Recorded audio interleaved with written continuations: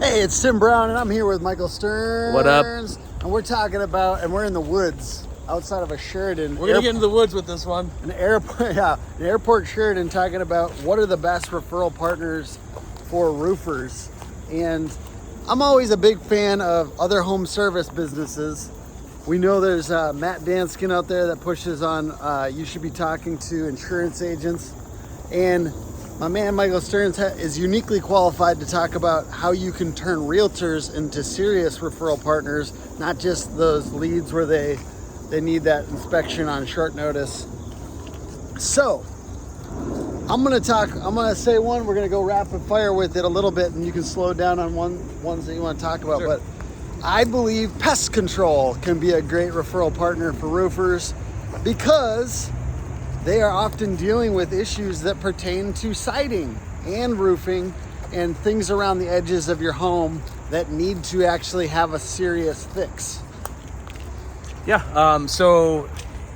and I find it helpful to think about any type of company that's gonna consistently be around the exterior of somebody's home, right? So like pest control is great. Landscapers, right? So they're gonna come on a weekly basis to people's home. They usually have a higher touch frequency with their customers, so it provides an opportunity to have conversation. Hey, maybe they even notice that there's something wrong with your roof and plug a trustworthy, reliable roofing contractor to their customer. Gang, I'm gonna do insurance agents. You know, Matt Danskin says if you can get them 2 closed deals, 2 new clients in a year, you are now above almost every other roofer in their area on that amount of closed deals. Maybe you need to give them 10 referrals that are leads to get them closed deals. I guess we got to go slower on the way back because I think we reached what may be an impasse. Let's look at the path. We don't know what these paths are like around. So snakes around this area? Let's see. We'll find that out pretty soon. Hey, do you guys know about North Carolina and how many snakes they have? Okay, all right, I see a path again. This is good. Here, you guys can be along for this adventure. It's a woods adventure with Mike and Tim. Hey. So, being more consistent with that, sitting down with them, and being part of their referral strategy as well is part of that, and they will start to refer you deals. Who else have you seen be awesome for referral partners? Yeah, so I'll clear up some credit. With regards to the real estate stuff, I learned that by virtue of working very closely with a client who developed the strategy. And it's a top-down approach to brokerages and real estate agents. But I would say that the biggest opportunity is not who to partner with, it's creating a system around creating referral relationships. That's where you're gonna have the biggest opportunity, because whether it's a pest control company, real estate agents, if it's other like adjacent industries, that are home services, it doesn't really matter.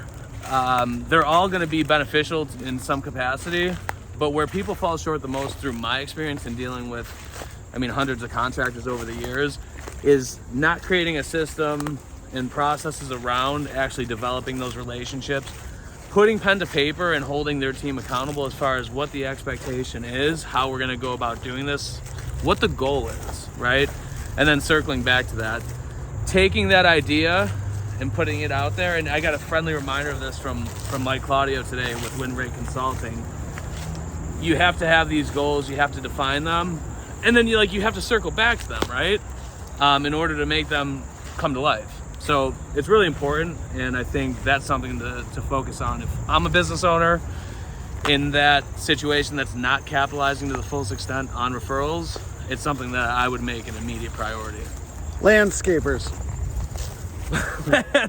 Landscapers. What about them?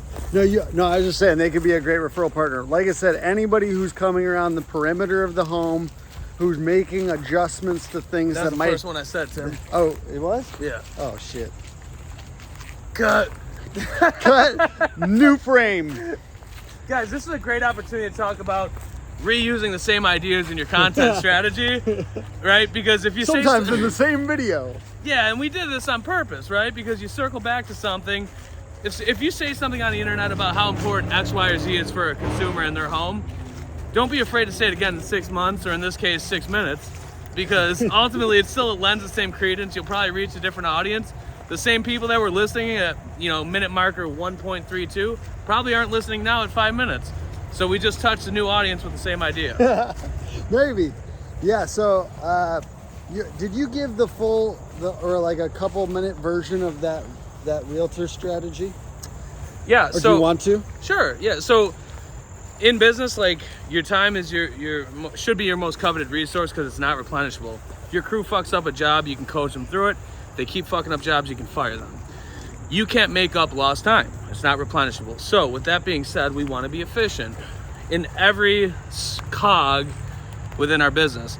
So that's no different when you're pitching, right? So with a brokerage and real estate agents, the real estate agents are typically going to hang their license at a brokerage. That brokerage is responsible for them. So that real estate broker has 5, 10, 100, 200 real estate agents beneath them. So by virtue of developing a relationship at the brokerage level, you get access to all the agents underneath them. So now we just have to sell one person on the value of having a legitimate, trustworthy contractor in their network. And by virtue of doing that, we get access to all these people. And they can refer us business, they can become brand ambassadors, and there's a lot of benefit for everybody involved. But you have to understand what the pain point is. And if you want to talk about that, head over to my YouTube in about a week because I'm going to be making a video on it because it's too much, it's a mouthful, and I don't want it to bog you guys down any further on this specific piece of content. Where's that YouTube? At Ascend Digital Agency. Ascend Digital Agency on YouTube.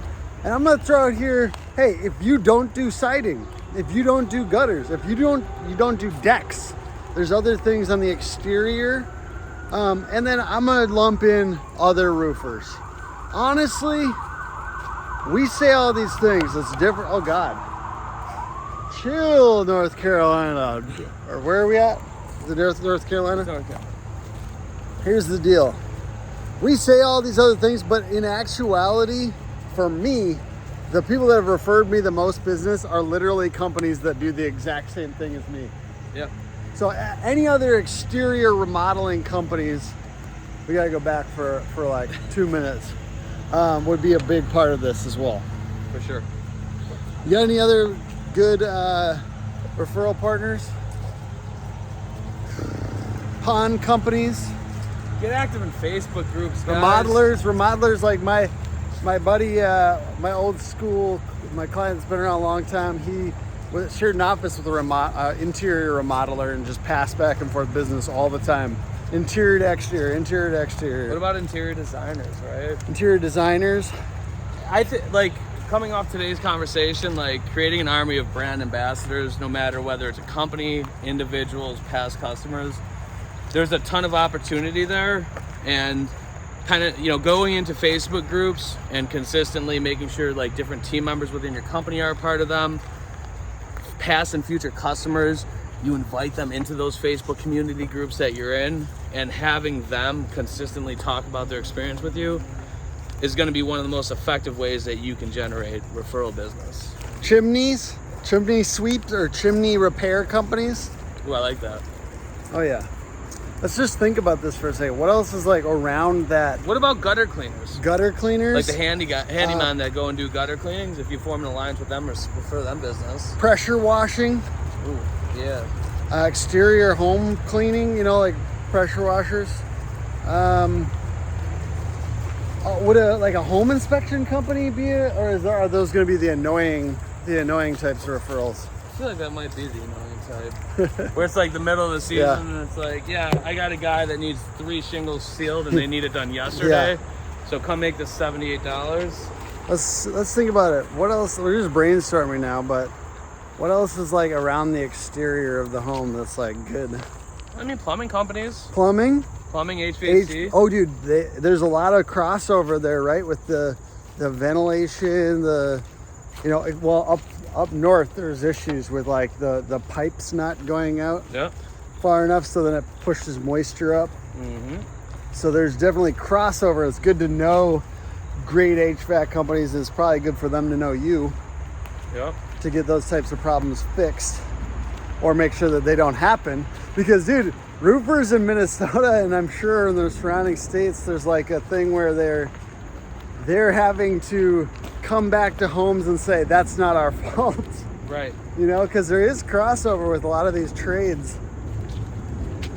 And Yeah, that's a really good point. it's good to have alliances. What about companies that focus just on like spray foam insulation?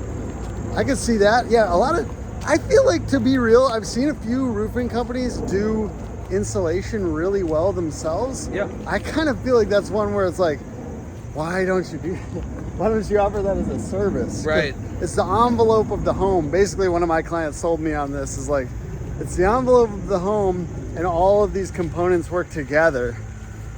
At least you can consult them on when it's time to get new insulation. Yeah, and I mean, that has, obviously a lot to do with upholding that advertised life of the roofing system that you're installing, right? Yep. From what I understand, I'm just a marketing guy, Yeah. so I don't know.